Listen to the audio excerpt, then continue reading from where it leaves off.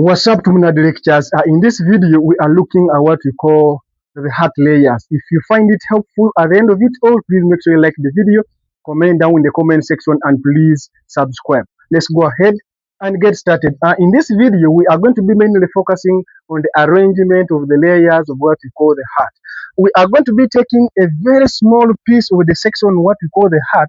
We try to zoom in out and see exactly how the layers of the heart are going to be arranged. There are three main layers of the heart. We have what we call the inner layer, we have what we call the middle layer, and even also what we call the outer layer.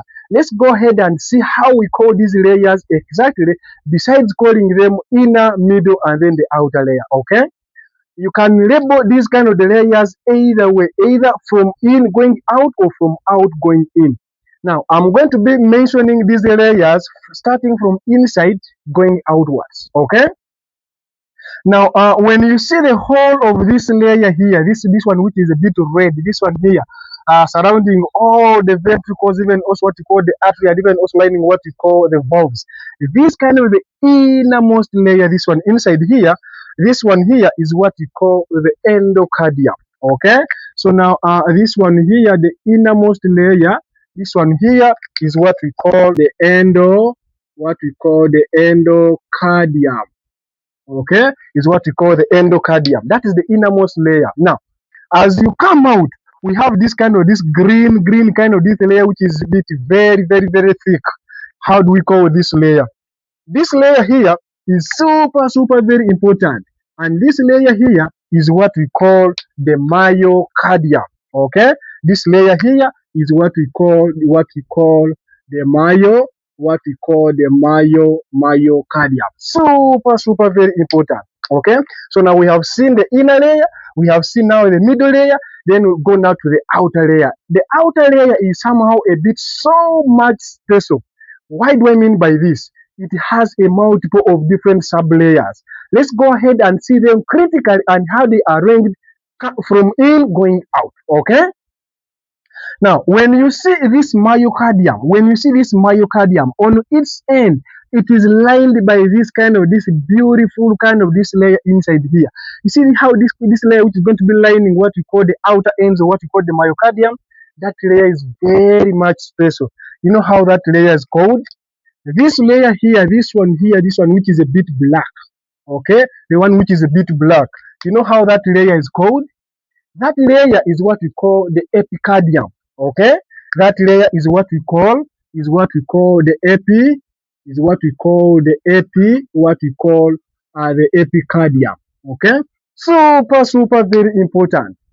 This kind of the layer, it also has another name. It can also be called the visceral layer of what we call of the serous pericardium. Super very important. The visceral layer of the serous pericardium. Okay, it is such another beautiful thing. Now, as you come out here, we have this space here, but it will come on that one a bit later.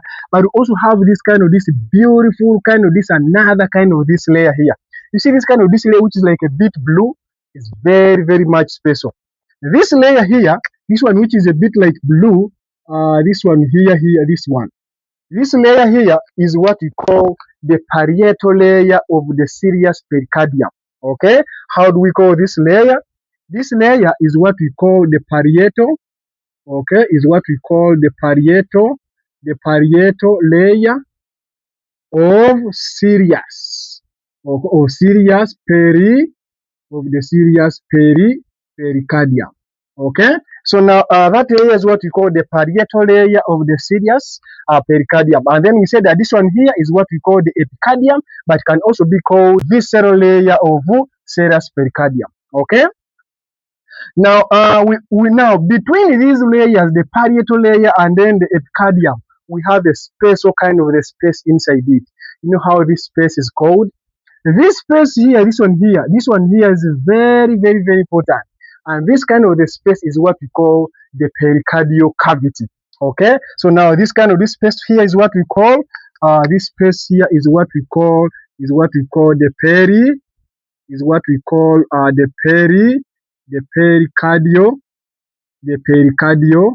pericardial the pericardial cavity. Okay, super very important, having what we call the ferrous fluid, super very important, which is going to be reducing the friction as the parietal and the visceral layers of the serous pericardium are rubbing one another during the ventricular contraction and what we call relaxations. Okay, super very important. Then we also have another kind of the toughest layer. You see this layer which is like a bit red, this one here, very important.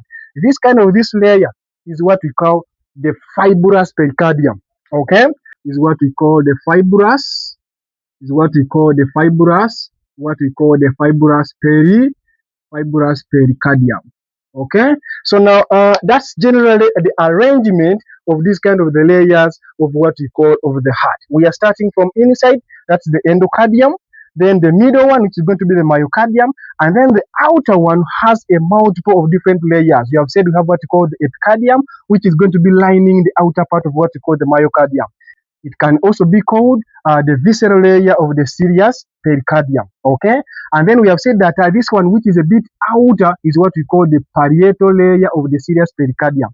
And the space between this kind of the parietal and then the serous layer of the serous pericardium is what we call the pericardial cavity, which is going to be containing what we call the serous fluid, which is produced by what we call the mesothelial cells of what we call the parietal and what we call the visceral layers of the serous pericardium. Okay, and then we have said that the last kind of the layer of the outer layer, this one here is what we call the fibrous pericardium, which is super very important, made up of what we call the dense irregular connective tissue, which is going to be providing, which is going to be able to withstand all the kind of the external forces acting on what we call the heart. Okay, so now having seen the layers of the heart, let's go ahead and have a brief description on each and every layer of what we call the heart. Okay, so we are going to be starting with what we call the endocardium. Okay, we are going to be starting with what we call the endocardium. Okay, so now what is unique with endocardium? What is unique with endocardium is that it is the innermost layer. Okay, it is the innermost layer. That is something which is very much beautiful. Another unique feature with it is that it lines the ventricles, it lines the atria, and even also it lines what we call the valves. Okay, so now this endocardium is going to be lining. Okay, it lines what we call the ventricles. Okay, it lines what we call the ventricles. It lines what we call the atria. Okay, what we call the atria, and even also it lines what we call the valves. Super very important. Okay, besides that, this layer is going to be providing a smooth kind of movement of blood within what we call the heart. Okay, it provides smooth. Okay, it provides smooth flow of blood inside the heart. Okay, it's going to be the innermost layer lining the ventricles, the atria, and even also what we call the valves. It provides generally what we call the smooth flow of blood inside what we call the heart. Okay, that's a brief description of what we call the endocardium. Let's go ahead and see now the second layer, which is going to be what we call the myocardium. Okay, so now let's take a look at what we call the myocardium. And of course, we have said that the myocardium is going to be now this green kind of this layer. It is going to be the middle layer of what we call the heart. See, it's a middle. It's going to be a middle heart layer. Okay, that is something which is super very important. It is the thickest layer among all the heart layers. Okay, it is the thickest. Okay, it is the thickest layer of the what we call of the heart. Super very important. And another unique feature with this kind of the layer is that it contains or it is made up of what we call the cardiac muscles. Okay, it's made up. Okay, it's made up. It's made up of what we call the cardiac muscles. okay, or generally what we call the cardiac tissues, okay. And then to make it even more simple is that it contains two kinds of cells, okay. It's made up of two kinds of cells. What are the two kinds of cells that make up what we call the myocardium? Myocardium is composed of what we call the nodal cells. Okay, these nodal cells, they are going to be generating what we call the impulses, which are going to be moving throughout what we call the heart. And then besides that, we also have what we call the contractile cells. Okay, we have what we call the contractile cells. And these contractile cells, they are the ones which are going to be doing what we call the contractions to squeeze out the blood into the different chambers. Okay, so now the nodal cells, we have what we call the SA node, the AV node, we have what we call the Purkinje fibers, we have what we call the bundle of His. All those are what we call the nodal cells. They don't contract, but they allow the flow of what we call reaction potentials. Okay, it is such a beautiful thing. So now the main function of the myocardium is to contract and push the blood to other chambers. Okay, is it? The main role is contract, is to contract. Okay, is to contract and push blood, okay, to the respective areas where it's supposed to go. Okay, so now that briefly covers a brief description of what we call the myocardium. Let's go ahead and see the outer layer, which is going to be containing multiple of different sub layers, and look at them critically. However, I'll pay much attention on what we call the fibrous layer of what we call of the pericardium. Okay. So now let's take a look at what we call the outer layer of what we call the heart. We said that the outer layer of the heart is going to be containing multiple different layers. Okay, it's going to be containing sub layers. Okay, it's going to be containing sub layers, and we said that we have this kind of the layer which is going to be next to what we call the myocardium. This black layer, we said it's what we call the epicardium. By the beautiful name is what we call the visceral layer of the serous pericardium. Okay, so now you're going to be having that layer which we are calling the visceral, layer of serous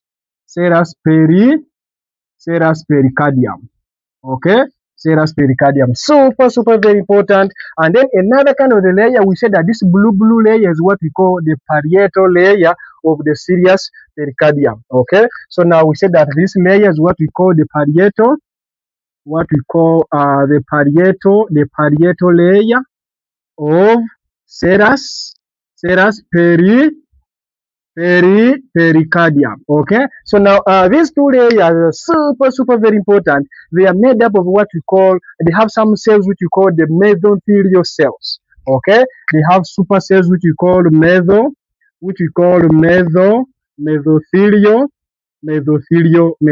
cells. And what is unique is that with these cells that they are able to produce what we call serous fluid. Okay, that these cells, they produce what we call serous, the serous fluid. So now it is this serous fluid which runs in what we call the pericardial cavity, reducing what we call friction as this parietal and what we call the visceral layers are rubbing against one another. Okay, it is such another beautiful thing. So now having seen that, we also have another kind of the beautiful kind of the layer, which is this one, which is going to be now the toughest layer, which is going to be now the fibrous pericardium. We need to take much attention to it. Okay, is what we call the fibrous pericardium. Okay, now what is unique with this layer is that it is very tough. It is made up of what we call the dense irregular connective tissue. Okay, it's made up of what we call dense irregular connective tissue. Okay, it is this kind of the tissue is made up of what we call the fibroblasts. Okay, it's made up of the main cells what we call the fibroblasts that are going to be responsible for producing what we call the collagen that make this kind of the fibrous pericardium to become super very strong. Okay, and mainly they are going to be producing what we call collagen type 1. Okay, it is such a beautiful thing. And then besides that, This layer is super very important. It offers a lot and a lot of the functions on what we call the heart. So let's go ahead and see the functions of what we call the fibrous pericardium. Okay, so let's look at what we call the functions. Okay, now the first function, the fact that it is very hard, is very strong, it offers protection to the heart. Okay, the first function is that this fibrous pericardium, it offers what we call protection. Okay, it offers what we call protection. That is the very first function of the fibrous pericardium. The second one is that whenever the heart is filling with blood during the venous return, this kind of the fibrous pericardium, it prevents the heart from overfilling. Okay, so now this layer also prevents the heart from overfilling. The second function is that it prevents heart, it prevents the heart from over from overfilling. Okay, from overfilling or even what we call over distension. Okay, it is such another a beautiful thing. So now another kind of the function of this fibrous pericardium is that the heart is not going to be seated alone. It has some other structures that are on its sides. So now it is this fibrous pericardium that tries to help to anchor the heart to the surrounding structures. Okay, so now fibrous pericardium helps to anchor the heart to the surrounding structures. So now the third function is that it provides anchorage. Okay, it provides what we call anchorage of heart to the surrounding, to the surrounding, to the surrounding structures. Okay, so now it is this fibrous pericardium that provides the heart the anchorage with the surrounding structures. Okay.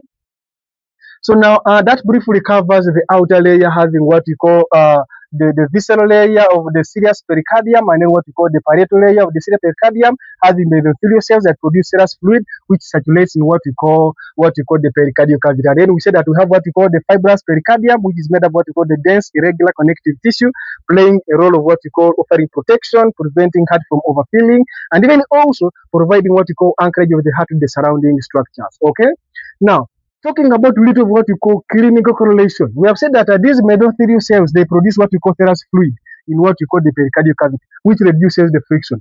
Now, sometimes you may find that there is going to be too much accumulation of what we call the serous fluid, or even also it could be some maybe blood, maybe to a certain pathological problem. Now, if there is too much accumulation of the serous fluid, that was what we call pericardial effusion. It is super very dangerous because this kind of the pericardial effusion is going to be first of all compressing on what we call on the ventricles. Besides the ventricles, it's also going to be compressing on what we call the entire heart. By doing that, it is reducing the volume inside the heart chambers. By doing that, it is going to be reducing what we call the venous return. Okay? And if reducing the venous return, it means even also the blood which is going to be ejected off will have reduced, which is what we call the stroke volume. And if you reduce the stroke volume, you are reducing what we call the cardiac output. And eventually, you'll be reducing what we call the blood pressure. But of course, the heart has its own mechanisms of trying to increase what we call the heart rate. Okay, so now that one can also be predisposing to what we call the cardiac tamponade. And besides that, if you have a lot of the fluids in what you call the pericardial cavity, even the contraction ability of the heart will be significantly affected. Okay, it will not contract as much as it's supposed to be. Okay, so now pericardial effusion is super very dangerous. And even also, if you have less of the serous fluid inside what you call the pericardial cavity, it is also very dangerous. Why? Because this kind of the parietal and then the visceral layers, what we call the pericardium, they are going to be now crashing on one another and can lead what we call pericarditis, which is a very painful condition in the heart. Okay? To finish it all, I want to take a minute of the time and explain. When you see the movement of this kind of the epicardium, which we are calling the visceral layer of the serous pericardium, the way it is moving, and then you are seeing now it is now transitioning what we call the parietal layer of the serous pericardium. It is such a beautiful thing. So now we are having the visceral layer, But eventually, on the great vessels here, it is now transitioning to what we call parietal layer of the serious pericardium. It is such a beautiful thing to know, okay? So now, TUMNAD, I have covered what we call heart layers. And if you think whatever I have talked is making sense, is adding to you, you are benefiting, please, you can support it. And that one can be done with a couple of means. You hit like button, you comment down in the comment section, and please subscribe. Thank you very much for watching. As always, TUMNAD, until we meet next time.